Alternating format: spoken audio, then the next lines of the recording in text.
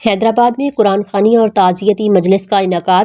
حیدرآباد میں شہید راہ حق اور رہبر جہان تشیع حضرت آیت اللہ سید علی خامنہ ای کے ایصال ثواب اور بلندی درجات کے لیے قرآن خوانی اور تعزیتی مجلس کا انعقاد کیا گیا۔ یہ روح پرور تقریب 3 مارچ 2026 بروز منگل شام 4 بجے خانہ فرہنگ جمہوری اسلامی ایران میں منعقد ہوئی۔ تقریب میں علماء کرام، معزز شخصیات، مختلف مذہبی و سماجی حلقوں سے وابستہ افراد اور شہریوں کی بڑی تعداد نے شرکت کی۔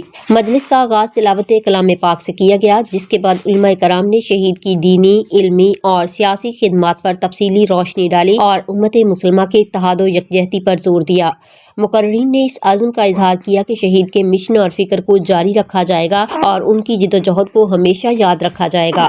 تقریب کے اختتام پر شہید کے ایصال ثواب اور درجات کی بلندی کے لیے خصوصی دعا کی گئی، جبکہ نماز مغرب کے بعد شرکاء کے لیے افطاری کا بھی اہتمام کیا گیا۔ یہ تعزیتی مجلس ڈاکٹر سعید ہاشمی، ڈائریکٹر خانہ فرہنگ جمہوری اسلامی ایران کی جانب سے منعقد کی گئی۔